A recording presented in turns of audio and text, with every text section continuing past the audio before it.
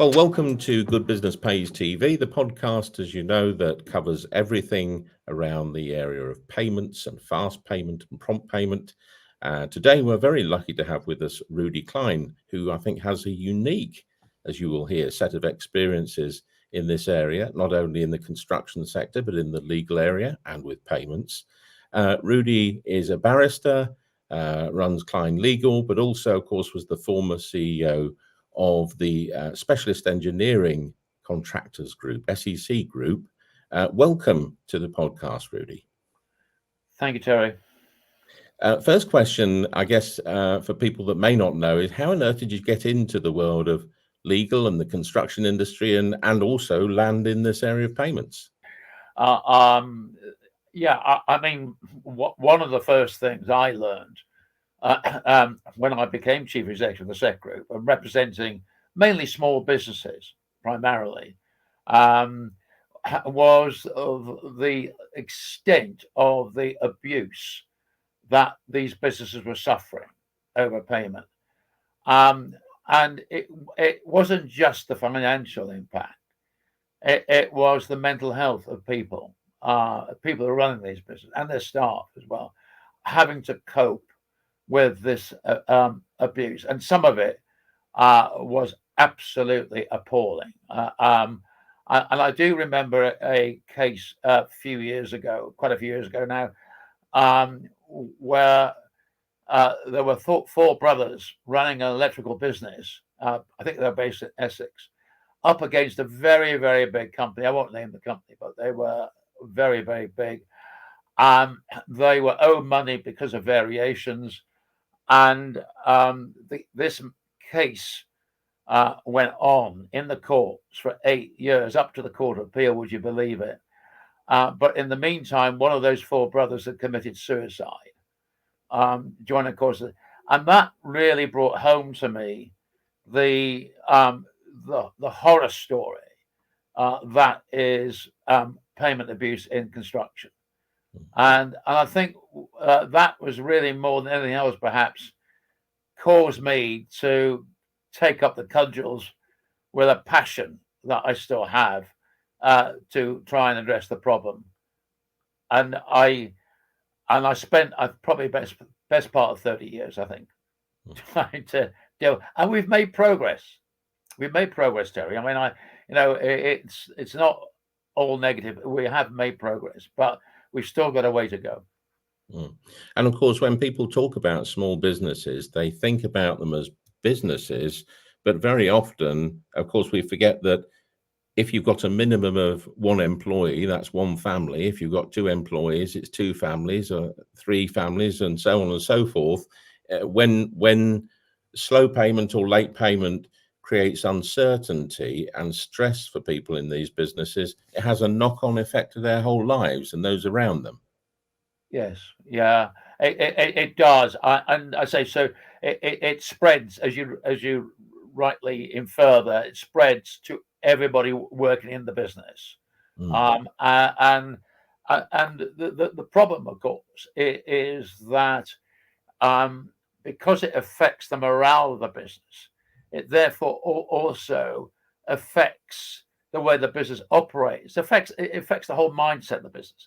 And so productivity is affected, everything is affected, and, we talk a lot about poor productivity, particularly in construction, but this issue probably impacts upon productivity more than anything else. I mean, you're constantly worrying about what's going up on the supply chain because obviously most of these small businesses are subcontractors. So you're worried about what's going on upstream. Are they solvent? Will you get paid next week when the monies are due? And there's that constant worry. And the problem is if you do have, of course, an insolvency, what it means, it might not necessarily put you under, but what it does do is force you to make a redundancy of a very, very valuable employee that you couldn't do without, but you have to make the redundant, or you do not then invest in equipment, plant, machinery that you're planning to invest in. So it's not always obvious really what is going on when there are these sort of problems in terms of the business itself, the impact on the business. Yes, and when you think there are over 5 million small businesses in the UK, if they all have that level of uncertainty, recognizing that's where growth comes from, in that I'll hire an extra person, I'll buy a new thing, I'll move to a bigger office or workshop, that if you were only to create more certainty in the payment for those people, you would get a different mindset, one which is growth, moving on, adding an extra person, moving to a bigger place. Have you also seen examples, not so much the bad ones, but when these smaller organizations do have certainty and get paid fast, that creates growth and goodness? Have you seen that too? Oh, I have. Yeah. A few years ago, the company that you would know, probably most people, was Taylor Woodrow. Taylor Woodrow had something called a strategic alliance partnership. And what they were doing was alliancing with a number of their supply chain, the key elements of their supply chain, the key companies, and they were actually had banded together to get work, to tender for work as a group. And I was speaking at one of their conferences, and I shall never forget one of the companies that were in this alliance with Taylor Woodrow. I asked the chap a question. I said, "Look, is this true? I mean, is this genuine, or is it just hype? You know, is Taylor Woodrow just, trying to build this up, trying to say that, you're all lovey-dovey, you're all cuddling each other, when in fact the truth is anything but." And the guy said to me, and I've never forgotten it, he said, "I actually look forward to going into work because our morale, our mindset is now completely different. We work in each other's offices. It is absolutely fantastic." And I actually mentioned that in my talk I gave to the Taylor Woodrow conference. Unfortunately, that didn't last because Taylor Woodrow was taken over, and that whole approach seemed to have been abandoned. But what it did show, what it was capable of delivering, as you were saying earlier, Terry, the impact this has on people, on business, is just amazing. But it's on the motivation of people. I think it has the most impact. And if people are motivated, we know that they will perform. We know they will deliver, and we know that we will get more productivity and growth from that. And given that we know all of that, and I was presenting to a group of folks in the construction industry on a webcast a few weeks ago, and there were questions that came in, and one of the questions was, in a recession, isn't it better to hang on to cash? And I thought, oh yes, this idea of treading on someone else's oxygen pipe still exists out there. And so we've had legislation over the years. Of course, you've been involved in drafting some of that payment legislation over the years. We've had new fintechs come in to speed things up, new accountancy systems. Given we've got all the new tech and the legislation, why are we still talking about this problem, do you think, so many years later, 40 years after we started? Well, I can obviously talk for construction, which unfortunately is far worse than probably most other sectors in terms of the impact. Well, in terms of the payment abuse, but of course the impact that has. I mean, we have more insolvencies in construction than in any other sector. In fact, there was a survey that was published at the end of last year, I think, in Scotland, that indicated that 80% of the respondents who responded to the survey said that they were having problems with payment. I just think, certainly with construction, Terry, it's so easy anyway to justify late payment or non-payment. It's the easiest thing in the to do, because you can always find faults anywhere down the line. That's the first thing. But the question is, though, more importantly, what is actually driving all this? What continues? Because something must be driving this.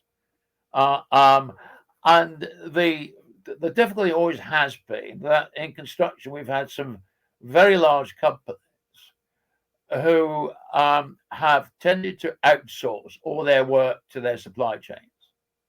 And then what happens, this gets worse, because as you go down the supply chain, they're doing the same.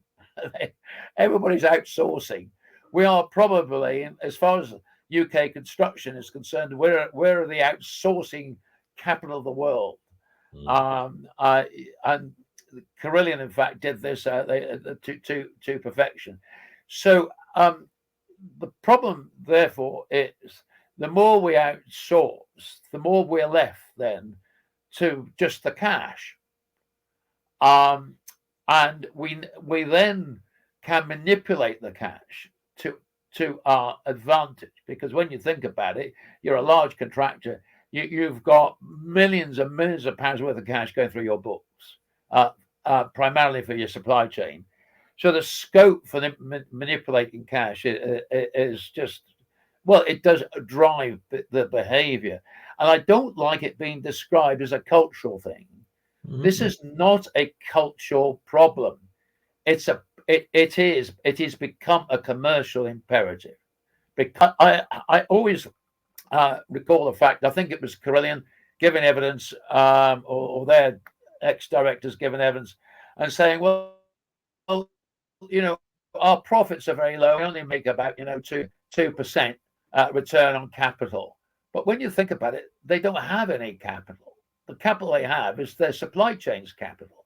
Now, if you were my subcontractor, Terry, and I was getting 2% on your capital, I'd be delighted, because I'm not risking my capital. I'm risking yours. I only get 2% on it. I mean, I'm laughing all the way to the bank. So unfortunately, there is that incentive and that driver, and it then gets, of course, that behavior gets replicated along the supply chain. And it is very, very difficult to eradicate. But we have made progress. You mentioned the legislation. Yes, we've had the Construction Act and the amendments to the Construction Act. And we had to.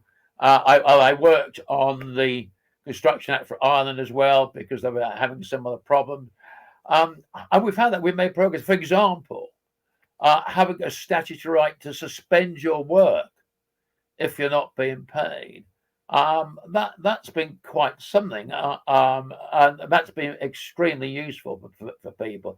I mean, I know these are sticks, but we need, unfortunately, in terms of what I've just described there, there's a commercial driver here for payment abuse. You do need sticks, but what I would prefer to be very positive about all this for the future is that we need different approaches to procurement, and the government can drive that. But the government, as a business, failed to address procurement, change the way we procure, so we have more team working from the outset, alliancing, in other words, working together as a team to deliver. I'll just finish up on this point, talking about solutions and so on.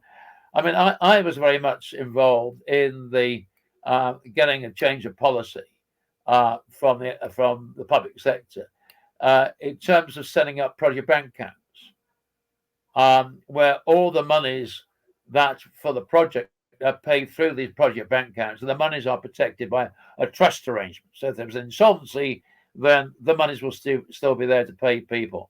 And I tell you one thing: what's happening with those is that people are getting paid much quicker, and they have a measure of protection against insolvency. I mean, you take highways, national highways, or it used to be called highways, national highways now. National highways are a fantastic exemplar here. They use project bank accounts for all their work. So far, they've put about £20 billion worth of work through project bank accounts. The result is that firms in their supply chains get paid within 18 days. Forget 30 days. There's nothing magic about 30 days. Why can't we pay people in 5 days, 10 days? So they get paid within 18 days. And when Carillion went bust, the impact upon supply chains working on national highways work was minimal. So if they can do it, why can't anybody else do it? And there's just a lack of will here to make these things happen. And I think in the Public Sector Procurement Act that's going to be introduced later this year, isn't there an element of that which says the project bank account should be set up for every major new project that's procured by public sector? Well, there is a provision, as indeed there is now in the current procurement legislation that we have until it's replaced, of course, on the 24th of October. There is a provision requiring 30-day payments, or there'd be 30-day payment clauses.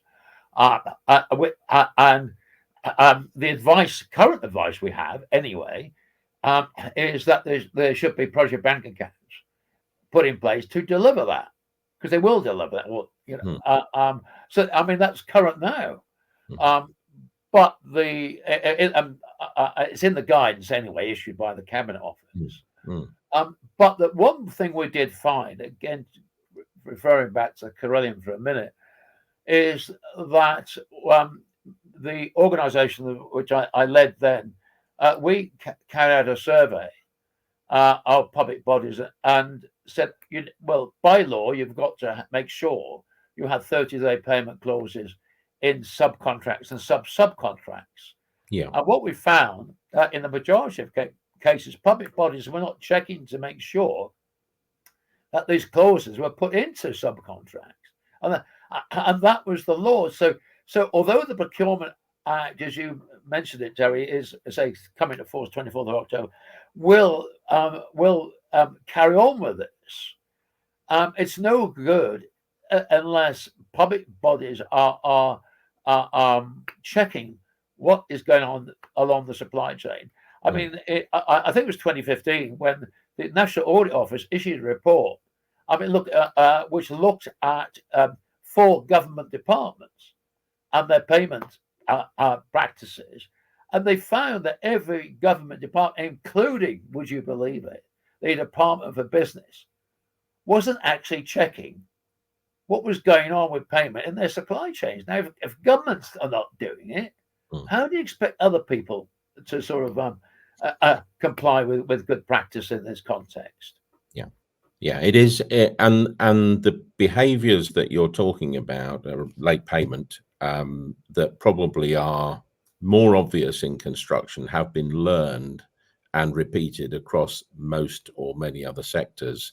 And what I find quite often is that the CEO of large companies very often is just not aware how bad things are down in the engine room because they're far away from it. But when I talk about, I do a presentation on, maybe I have to change it from payment culture now. You've put me on the right track there with that. But one of the things that I show is a page from an annual report that says we care, we improve, we deliver, our values shape the way we run our business, which serves our communities and our shareholders, etc. And that could be from any big company because they all have these nice mission statements and vision statements, but it's actually from the last Carillion annual report, which is a bit, sort of interesting, really, when because I know you had a very interesting role in the sort of picking up the pieces or sorting through the pieces, shall we say, after the Carillion collapse. Tell us a little bit about what your role was and what you found there in the mess. Well, yes. I served on a task force that was set up by the Secretary of State in the aftermath of the Carillion collapse, and I was interviewed at the time by the broadcast media and the press, and not just the UK, but but it was an international issue. This because Carillion, of course, are operating across the world, and we knew what was going on with Carillion even before it happened, because we had firms telling us what was going on. And if you recall, Terry, this I call it a scam actually, but it was called the Supply Chain Finance Initiative. And it came in about October 2012, and Cameron was really pushing it. And Cameron had a meeting with a large chief executive of large companies, including Carillion. So at that point, Carillion's payment terms were about 65 days. Then they introduced the Supply Chain Finance Initiative. And as they introduced it, they pushed out their payment terms to 120 days. And then they said, well, you can get paid within 60 days or 65 days by accessing your cash and earlier than the 120 days. But for that purpose, you'll pay a fee. And then, of course, I mean, it was an utter scam. But what happened was that the Carillion was able at the time to utilize this scam and say, well, the government's behind it. We don't have to use project bank accounts. Mm-hmm. And so it was great. They could go get out there. It was government policy to use project bank accounts, of course, as it still is.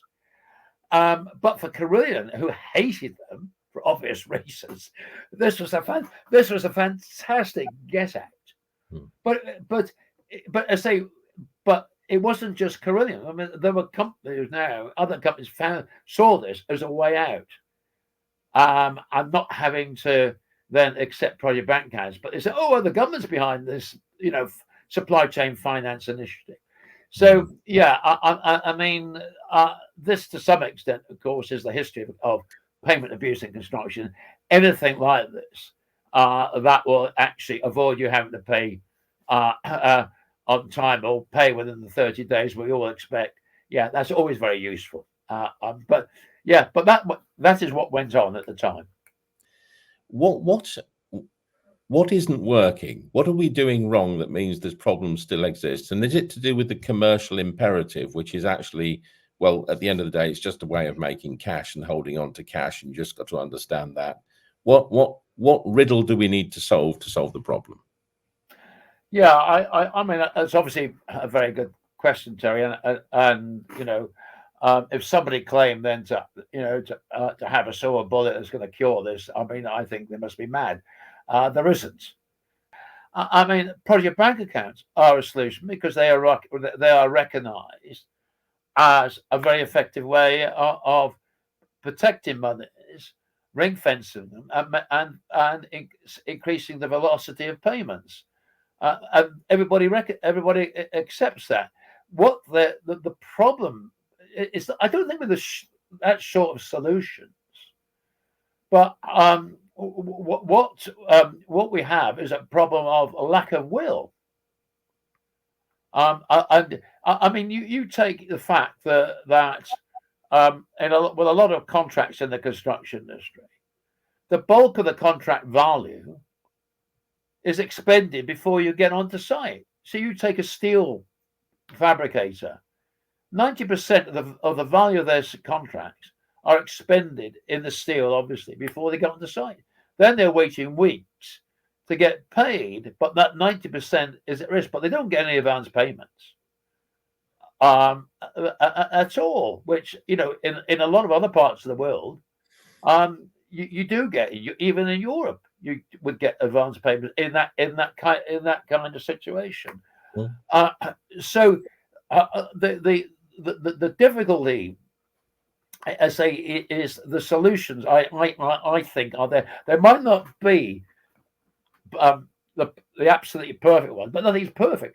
But it is just simply a lack of political will, and you know, but what I'm hoping, I mean, if we have a new government, that this will be a focus for a new government, so that we will have.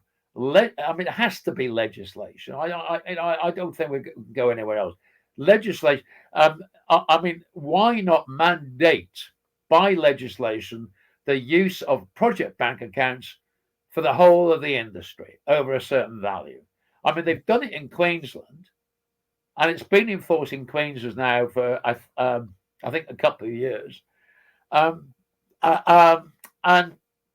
we surely we can do something like that here, because all the feedback I've had where project bank accounts have been used has been extremely positive.